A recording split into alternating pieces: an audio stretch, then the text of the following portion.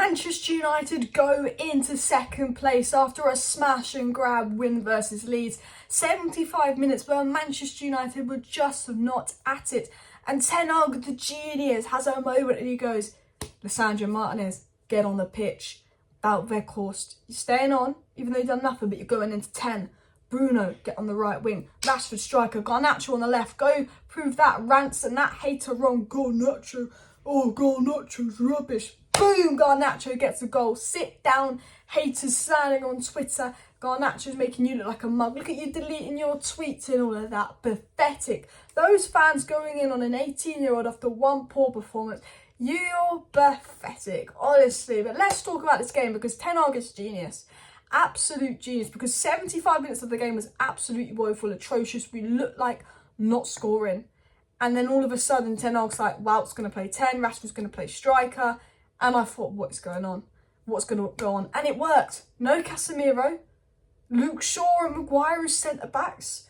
You know, bringing youngsters off the bench, playing Rashford striker who never scores headers and he's scoring a header and Wout as a 10. Ten Hag is a genius manager. Ten Hag is the guy. What Ten Hag is doing with this Manchester United squad is absolutely unreal. Because if you looked at that bench today, Sedan Iqbal was the only midfielder on the bench. You know, that was it. The only attackers were Palestri, Garnacho and Elanga, all 18, 19 youngsters. Ten Hag basically had no first team attackers and midfielders on the bench other than youngsters. And luckily we've got some talented youngsters in Garnacho. Absolute baller. And we were looking awful versus Leeds. We were looking like we're going to drop points. It was not good for United. But I have to say, we have some quality players. Rashford. I need to talk about Rashford. Oh my freaking God. This guy's got 12 goals in the Premier League. I think 22 goals this season. He's absolutely unstoppable. People said, oh, Martinelli's better. But Martinelli's better. Martinelli's not freaking better than Rashford, you blind Arsenal idiot.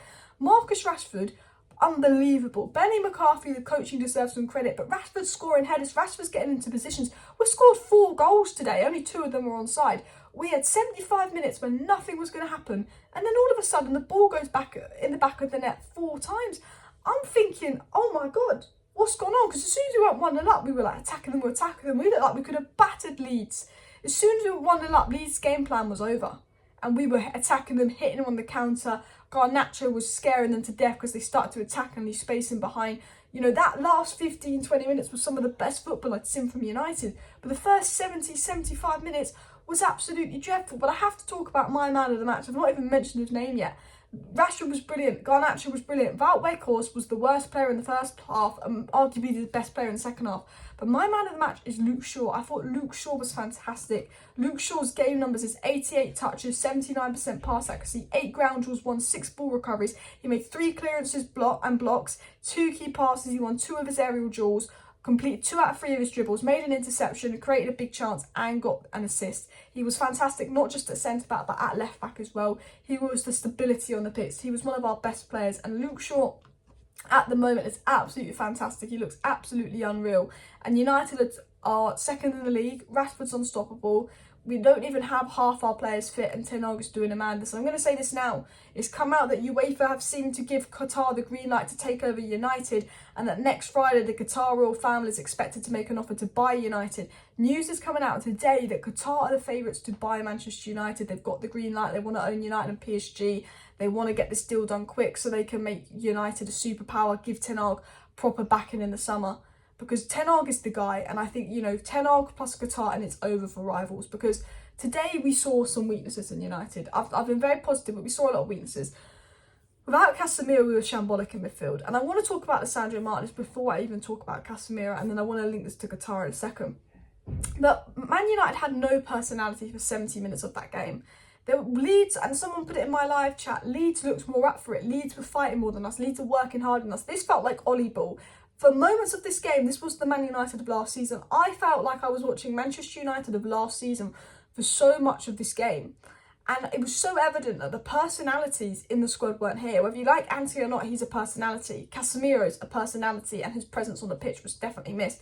Lisandro Martinez is a personality. Rafa Varane is a personality. The one big thing that was missing today was the personality on the pitch.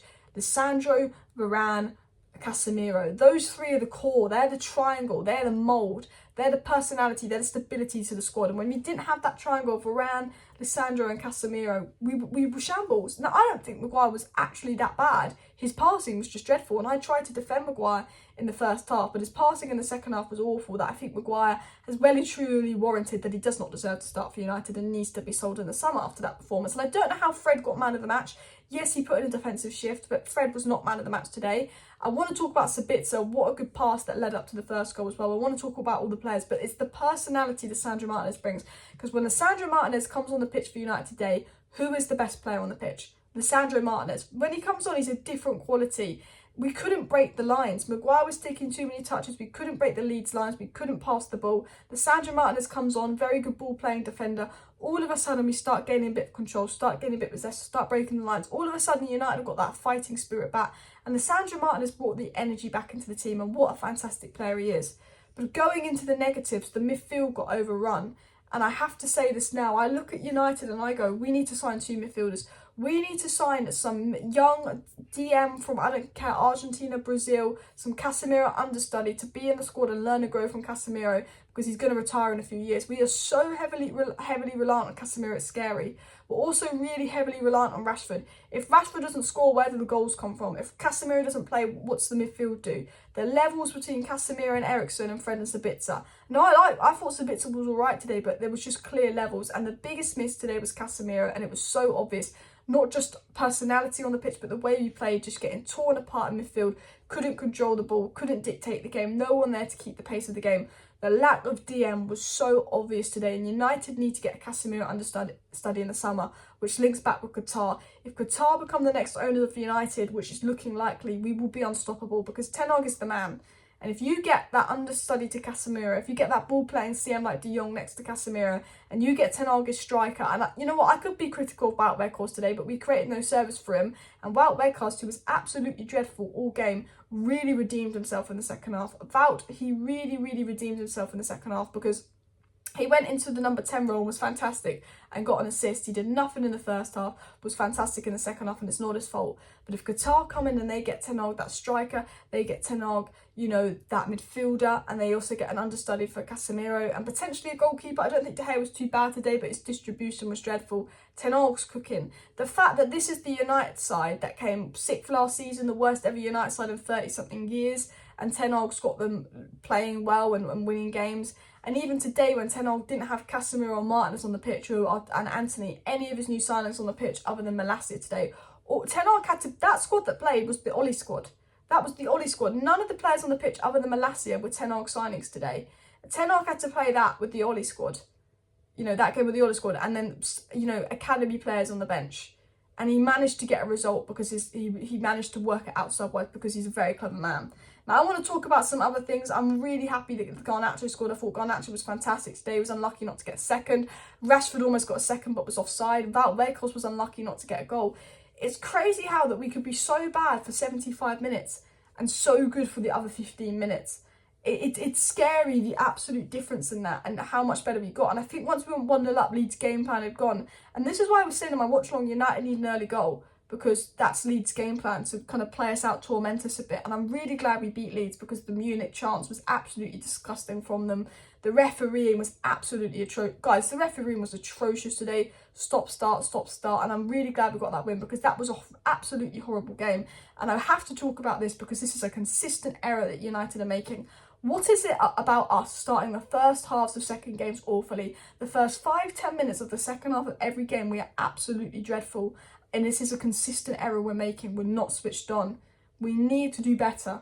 And Ten Hag obviously made the subs, he made the changes and that helped, but we need to do better. Talking of the subs, I thought Malacia had a good performance and I thought Sancho was okay today. I wouldn't be too critical of them. I think all the subs were right in the end. I was going to take Wout Weghorst off, but he was pivotal on both goals. Sabitzer was pivotal on the second goal.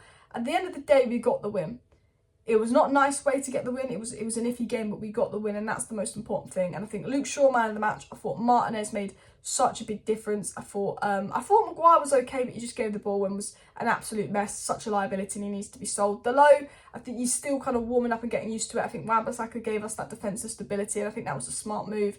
Sabitzer and Fred were massively getting overrun in the midfield, and that is worrying how poor we were without Casemiro. However, you know, Sabitzer, you know, Fred made a lot of tackles, a lot of involvement, and Sabitzer was important in the goal. Bruno had a really off game today. It was not Bruno's best day. He missed a sitter. Wout looked a lot better when he went into number 10, and we actually got some control of the game, because one thing that Wout does very well is when he gets the ball, he doesn't really lose it. He was not getting the ball at all for 60 minutes, Wout, and then as he played as a 10, he was getting the ball, he was holding up well with Bruno on the right. Obviously, Rashford as striker and Garnacho on the left. And I loved that Ten Hag brought Garnacho on, because I thought he might have brought Palestri on, because Palestri was a bit better than Garnacho last game. And Ten Hag's very much like, Garnacho's confidence is going to be knocked. People were hating on Garnacho on Twitter unnecessarily. I'm going to bring on Garnacho. I know what he can do. And when Garnacho scored, there was a massive smile on Ten Hag's face, because Garnacho did not deserve the stick he was getting. And look, I'm so happy with the 3 points. That's the most important thing. There will be a 5 things we learn from this game tomorrow, where we'll get more in the statistics, Ten Hag's post-match comments and all of that as well. So smash a like, smash a subscribe. See you tomorrow. Bye.